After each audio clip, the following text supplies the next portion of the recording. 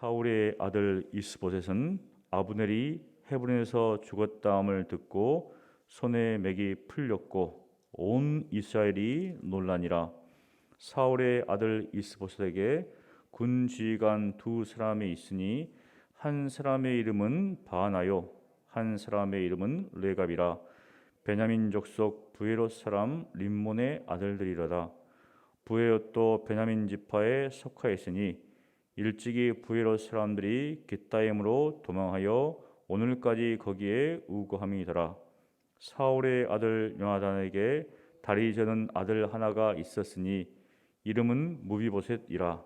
전에 사울과 요나단이 죽은 소식이 이스라엘에서 올 때 그의 나이가 5살이었는데 그 유모가 안고 도망할 때 급히 도망하다가 아이가 떨어져 절개 되었더라. 부에롯 사람 림몬의 아들 레갑과 바하나가 길을 떠나 볕이 쬐을 때 즈음에 이스보셋의 집에 이르니 마침 그가 침상에서 낮잠을 자는지라. 레갑과 그의 형제 바하나가 밀을 가지러 온치하고 집 가운데로 들어가서 그의 배를 찌르고 도망하였더라. 그들이 집에 들어가니 이스보셋이 침실에서 침상 위에 누워 있는지라. 그를 쳐 죽이고 목을 베어 그의 머리를 가지고 밤새도록 아라밧길로 가 헤브론에 이르러 다윗 왕에게 이스보셋의 머리를 드리며 아뢰되 왕의 생명을 헤아려 하던 원수 사울의 아들 이스보셋의 머리가 여기 있나이다. 여호와께서 오늘 우리 주 대신 왕의 원수를 사울과 그의 자손에게 갚으셨나이다 하니 다윗이 부에롯 사람 림몬의 아들 레갑과 그의 형제 바하나에게 대답하여 그들에게 이르되 내 생명을 여러 환난 가운데서 건지신 여호와께서 살아계심을 두고 맹세하노니 전에 사람이 내게 알리기를 보라 사울이 죽었다 하며 그가 좋은 소식을 전하는 줄로 생각하였어도 내가 그를 잡아 시글락에서 죽여서 그것을 그 소식을 전한 가품으로 삼았거든. 하물며 악인이 의인을 그의 집 침상 위에서 죽인 것이겠느냐. 그런즉 내가 악인의 피 흘린 죄를 너에게 갚아서 너희를 이 땅에서 없이하지 아니하겠느냐 하고 청년들에게 명령하며 곧 그들을 죽이고 수적을 베어 헤브론 목가에 매달고 이스보셋의 머리를 가져다가 헤브론에서 아브넬의 무덤에 매장하였더라. 아멘. 4장에는 아브넬의 죽음으로 말미암아서 이스보셋과 온 이스라엘이 어떤 상황 가운데 이르렀는지를 먼저 말해주고 있습니다. 1절에 보면 아브넬이 헤브론에서 죽었다라는 소식을 듣고 아마 이스라엘 사람들도 이스보셋도 이제 굉장히 놀랐는데 한편으로 생각해 보면 왜 아브넬이 죽으면 죽었지 왜 헤브론에서 죽었을까? 다윗의 집과 사울의 집이 전쟁하고 있는 상황 속에서 끊임없이 사울의 집에서 세력을 권세를 잡고 있었던 이 아브넬이 왜 다윗이 거하는 헤브론에서 죽었을까? 아마 사람들은 그 죽음에 대해서 궁금해 여겼겠죠. 자기의 땅이 아니라 남의 땅에서 죽었기 때문에. 그래서 그 소식을 들은 사람들은 사실은 이제 그 죽음 자체도 굉장히 큰 겁니다. 어떻게 보면은 이스라엘 집에 기둥과 같은 그런 사람이 죽었기 때문에. 하지만 왜 헤브론에서 죽었을까? 이스라엘 장로들은 알고 있었죠. 왜냐하면 아브넬이 온 이스라엘을 다윗에게 돌리기 위해서 갔기 때문에. 그런데 가서 들려오는 소식은 아브넬이 죽었다라는 거죠. 다윗이 아브넬을 죽였는가?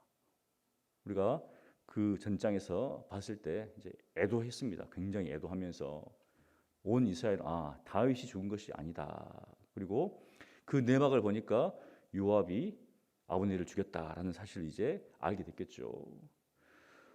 이스보셋도 마찬가지입니다. 자기 앞에서 내가 유다의 개의 머리냐 이렇게 하면서 화를 냈던 이 아브넬이 내가 온 이스라엘을 다윗에게 돌리겠다라고 하면서 자기를 떠났기 때문에 또 거기에 대해서 이스보셋은 한마디도 대답을 못합니다. 그런 상황 가운데서 지금 헤브론에 가가지고 죽었다는 소식을 듣고 사실 한편으로는 왜냐하면 온 이스라엘의 여론을 다 수렴해서 이제는 온 이스라엘의 왕으로 다윗을 삼으려고 했던 그 모든 계획들이 숲으로 돌아갔기 때문에 한편으로는 이스보셋은 또 한편으로 마음을 놓을 수도 있지만 그런 상황들을 볼 때, 일련의 상황을 볼 때 굉장히 이제 낙심할 수밖에 없는 상황이죠. 왜냐하면 권력을 잡고 있던 이 아브넬과 그 이스라엘 장로들의 마음이 다 떠났다는 것을 알기 때문에 그리고 이제 이스라엘 집과 이 다윗의 집과 전쟁할 수 있는 그런 어떤 여건에서 굉장히 이제 기울어질 수밖에 없는 그런 상황. 아브넬이 있어도 문제고 없어도 문제는 그런 어떤 상황입니다. 그래서 이스보셋도 맥이 풀리고 온 이스라엘도 정말 놀라는 그렇습니다. 한 사람의 죽음에 의해서 그 사람이 어떤 영향력을 미쳤느냐에 따라서 사람들의 어떤 반응이 다른 것을 보게 됩니다. 그런 와중에 2절에 보면 이 이스보셋에게 군 지휘관 두 사람이 있었는데 여러 사람이 있었겠죠. 그런데 이제 그 두 사람 중에 바나와 레갑이라는 형제입니다. 베냐민 지파에 속한 이 브에롯 이 사람인데 이 두 사람이 반역을 일으킵니다. 반역을. 두 형제가 사람이 어떻습니까? 혼자 반역을 일으키는 건 쉽지 않아요. 그런데 이 두 형제가 모의를 하고 이제 보니까 이게 온 이스라엘이 마음이 다윗을 봤기 때문에 이 기회를 잡아서 자신들이 이제 뭔가를 이루어야 되겠다. 지금 사울의 집에 있어봤자 이게 미래가 없는 거예요. 그래서 이스보셋을 이제 죽이는 그런 장면들이 나옵니다. 여기 보니까 4절에 보면 근데 중간에 이제 무이보셋이라는 사람이 나옵니다. 갑자기 뜬금없이 이스보셋의 군 지휘관을 이야기하다가 요한의 아들인 무이보셋을 이야기를 하는데 이것을 언급하는 이유는 사울의 아들들 이제 거의 다 죽었잖아요. 그리고 그 아들의 장남이었던 요한의 아들 손주잖아요. 이제 그러니까 사울의 집에 왕위를 얻을 만한 사람이 이제 무이보셋인데 무이보셋이 어떤 상황인가? 다리를 저는 자다. 결국 그것은 우리가 3장에서 보면 다윗의 집의 자손은 자녀들은 많은 반면에 여기서는 그 손자인 무이보셋도 왕위를 이어갈 만한 그러한 제목이 아닌 것을 보게 됩니다. 그 당시 다윗을 저는 이 다리를 저는 사람들 이런 사람들은 하나님께 저주를 받았다 이런 어떤 그런 것들이 있었기 때문에 이 사람을 왕위로 세운다는 것은 사실은 이제 불가능한 상황들을 지금 보여주고 있습니다.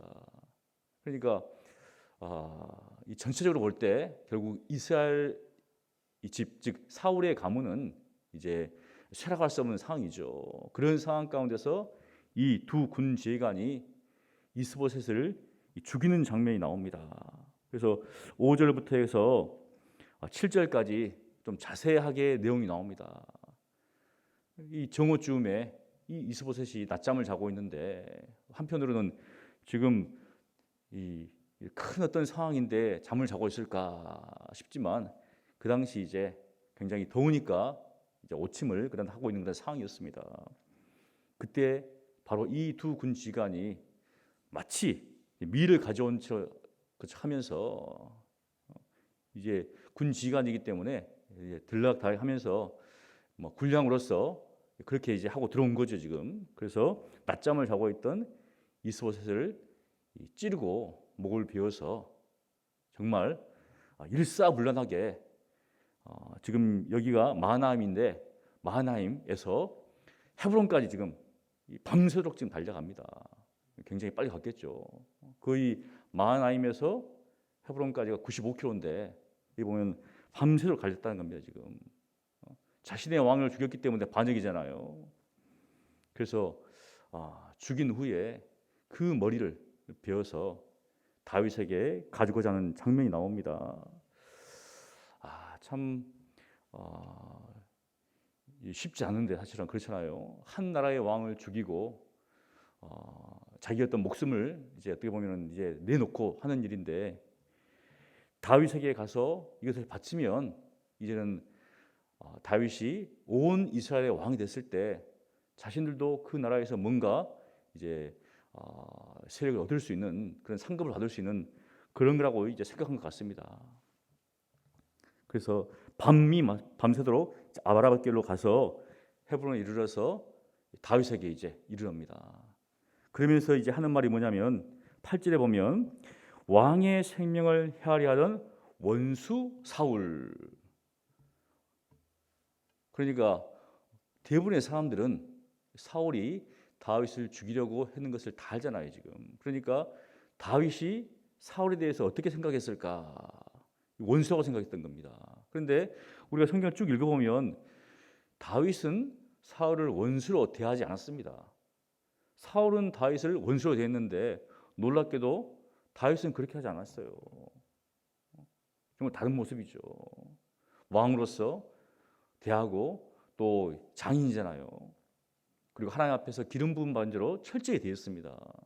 그런데 이 두 군지관과 다른 사람들을 보면 사울이 원수다라고 생각했던 것 같아요. 지금 뭔가 좀 잘못하고 있죠. 지금. 그래서 사울의 아들 이스보셋의 머리가 여기 있습니다. 이러면서 뭐라고 이야기하냐면 여호와께서 오늘 우리 주 되신 왕의 원수를 사울과 그의 자손에게 갚으셨나이다. 어디서 많이 듣던 내용입니다. 다윗의 신하들도 굴에서 사울을 만났을 때 오늘입니다. 이제 하나님께서 당신에게 맡기셨습니다. 이렇게 똑같이 하겠거든요. 근데 이 사람들도 자신들이 자신들의 왕을 죽였습니다. 그런데 그 일을 뭐라고 하냐고 했냐면은 여호와께서 오늘 우리 주 대신 왕의 원수를 사울과 그의 자손에게 갚으셨습니다. 하나님께서 이 일을 하시다는 겁니다. 지금 하나님께서. 그런데 우리가 성경을 쭉 읽어보면 하나님께서 그런 활약한 상황 속에서도 다윗은 사울을 죽이지 않았습니다. 왜냐하면 하나님께서 기름 부으신 자이기 때문에 자기는 그렇게 할 수 없다는 것이죠. 그런데 이 사람들은 자신들의 왕을 그렇게 자신들이 죽이 반역이잖아요. 또 하나님께 기름 부음 그런 어떤 사울의 가문인데 그 일을 해놓고 마치 하나님께서 이 일을 하신 것처럼 다윗에게 이야기를 합니다. 이제 그런 식으로 해석을 한 거죠. 좀 하나님을 경외하지 않고 어리석은 사람이었다면 맞다라고 생각할 수 있겠지만 다윗은 무엇이라고 하는가? 9절에 보면 대답하여 그들에게 이르되 내 생명을 여러 환난 가운데서 건지신 여호와께서 살아계심을 두고 맹세하노니, 이렇게 이야기합니다. 그냥 여호와께 살아계심을 두고 맹세하노니 이게 아니라 내 생명을 여러 환난 가운데서. 다윗이 정말 사울을 만난 후에 처음에는 좋았잖아요. 하지만 사울의 시기와 질투로 말미암아서 굉장한 고난을 받았습니다. 환난을 당했습니다. 그래서 이제는 나와 죽음과는 한 발짝이다, 한 걸음 차이다 하면서 요나단에게 그렇게 고백했다는 때도 있잖아요. 그런 가운데서 하나님께 자기를 건지셨다는 것을 이렇게 고백하면서 무엇이라고 얘기하는가? 전에 어떤 사람이 사울의 죽은 소식을 다윗에게는 기쁜 소식이라고 생각하고 왔는데 결국은 그 소식이 도리어 자기에게 죽음을 가져오는 소식이 되었다. 그것을 들어보지 못했는가? 그러면서 이렇게 이야기합니다. 11절에 하물며 그런 소식을 전한 사람도 죽었거늘 하물며 악인이 의인을 그의 집 침상 위에서 죽인 것이겠느냐. 정확하게 이야기합니다. 너희가 하나님께서 이것을 했다고 이야기하지만 실상은 악한 너희가 의인. 사실은 이제 이스보셋은 이게 그 당시 합법적인 왕이었죠. 왜냐하면 사울의 이제 아들이었기 때문에 볼 때는 그렇기 때문에 의인을 죽인 것이겠냐 하면서 그를 죽이라고 합니다. 이 레갑의 이 이제 바하나와 이 레갑 이 두 사람은 자신들이 죽인 것이 하나님의 뜻이다라고 이야기를 하지만 다윗은 정확히 그들의 의도, 그들의 숨겨진 의도를 간파했죠. 너희들은 악한 사람들이다. 그런데 왜 하나님의 이름을 들먹이느냐? 여러분 이 땅 가운데서도 정말 그리스도의 이름, 하나님의 이름을 거론하면서도 자신의 이속을 채우는 사람들이 있습니다. 그래서 사도 바울도 빌립보 교인들에게 무엇이라고 이야기하는가? 빌립보서 3장에 보면 이렇게 이야기를 합니다. 무엇이라고 이야기하냐면은 3장 18절에 내가 여러 번 너에게 말하였거니와 이제도 눈물을 흘리며 말하노니 여러 사람들이 그리스도의 십자가의 원수로 행하느니라. 그들의 마침은 멸망이요 그들의 신은 배요 그 영광은 그들의 부끄러움에 있고 땅의 일을 생각하는 자라. 겉으로는 그리스도를 위하는 것처럼 생각하지만 하나님의 영광 뜻을 이야기하지만 속은 그것이 아니라는 겁니다. 그런 것처럼 이 두 군지관도 어떤 자기의 이익을 위해서 하나님의 이름을 다 하면서 자신들의 악행을 마치 하나님의 뜻 가운데서 이루어진 것처럼 하고 있다는 거죠. 하지만 지혜롭고 하나님을 경외하는 다윗은 그것을 정확히 파악하고 그것은 악한 일이다. 그러면서 그들을 죽이고 그들의 수족을 헤브론 연못가에 달게 합니다. 무엇인가? 그들의 죄를 사람들에게 알리는 것이죠. 그리고 이스보셋의 머리는 아브넬의 묘에 매장을 합니다. 참 아이러니하죠. 이스라엘 땅에 있어야 될 이 두 왕과 신하가 사이가 틀어졌잖아요. 그런데 죽어서는 같은 곳에 매장하는 이러한 일이 벌어집니다. 사실 다윗은 가만히 있었어요.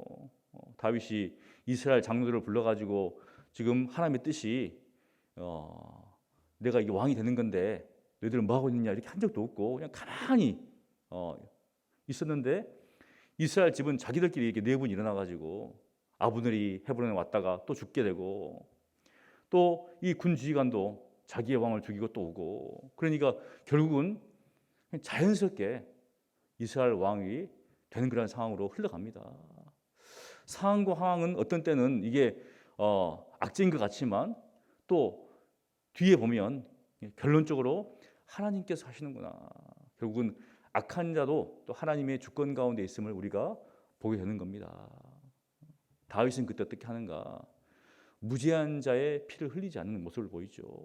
악한 사람들은 무죄한 사람들의 피를 흘리지만 다윗은 하나님께서 택한 사람으로서 자신이 하나님의 뜻 가운데서 사실 사울을 죽일 수 있는 상황 가운데서도 참고 인내했죠. 왜? 하나님께 맡겼기 때문에. 지금까지 인도하신 하나님께서 앞으로도 인도하실 것이다. 자신의 생명이 경각간에 달렸어도 잘못된 행동을 하지 않았습니다. 그리고 그런 악한 사람들이 자신들에게 왔을 때 올바로 분별하고 그런 사람들의 악행에 대해서 바른 처벌을 한 것들을 보게 됩니다. 그런 것처럼 우리가 이 땅을 살아갈 때 하나님의 뜻이라고 하지만 실상은 자신의 이익을 위해서 하나님의 이름을 그러한 사람들이 분명히 있을 겁니다. 또 혹여 우리 자신들도 이제 우리 어떤 마음 가운데 있는 이익을 위해서 이건 하나님의 뜻이다라고 할 수도 있다는 거죠. 그런 것들을 바라보면서 하나님을 경외하면서 살아가는 것이 사실은 쉽지 않습니다. 다윗이 정말 자신들의 어떤 신하들의 말에 의해서 움직였으면은 더 빨리 더 쉽게 왕이 될 수도 있겠지만 하지만 그것은 하나님 보시기에 합당하지 않는 그런 방법인 것이죠. 우리가 믿음의 길을 걸어갈 때 쉬운 방법도 있고 또 세상적인 방법도 있겠지만 그런 것들이 아니라 어떤 현실에 순응하는 것이 아니라 하나님의 말씀 가운데 따라갈 때 그것이 먼 길이라 할지라도 그것이 옳은 길이라면 우리가 그 길을 갈 수밖에 없는, 가야 하는, 그렇습니다. 그래서 우리 모든 성도님들도 항상 하나님을 경외하시면서 영적인 분별력 가운데 하나님의 뜻이 무엇인지 그것을 깊이 또 간구하시면서 이렇게 믿음으로 지혜롭게 살아가시기를 간절히 축원합니다. 거룩하신 하나님, 이 땅 가운데는 하나님의 뜻이라고 하면서 또 하나님의 이름을 거론하면서 자기의 이익을 내세우는 사람들이 있습니다. 또한 혹여 우리들도 우리 자신의 이익을 위해서 또 우리 목적을 위해서 하나님의 이름을 수단으로 또 삼는 사람들도 있고, 또 우리도 그런 마음 가운데 그렇게 해석할 수도 있는 것을 바라보게 됩니다. 하나님, 그렇게 어리석고 또 하나님을 경외하지 못하는 그런 모습을 보이지 않도록 도와주시고, 하나님의 뜻을 올바로 분별하여서 지혜롭게 행하는 저희들 되게 하여 주시옵소서. 살아계신 예수님 이름으로 기도합니다. 아멘.